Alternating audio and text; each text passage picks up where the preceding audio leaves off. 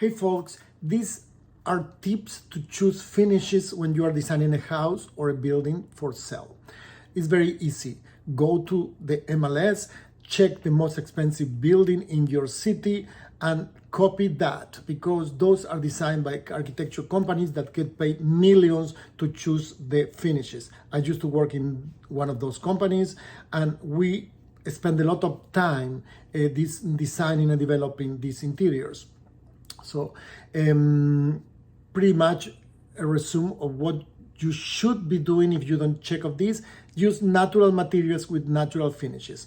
Woods with almost no sheen, very natural looking, marble looking, or real marble or porcelain or tile, counters that are also marble or cement or some material that brings natural finishes to people's mind.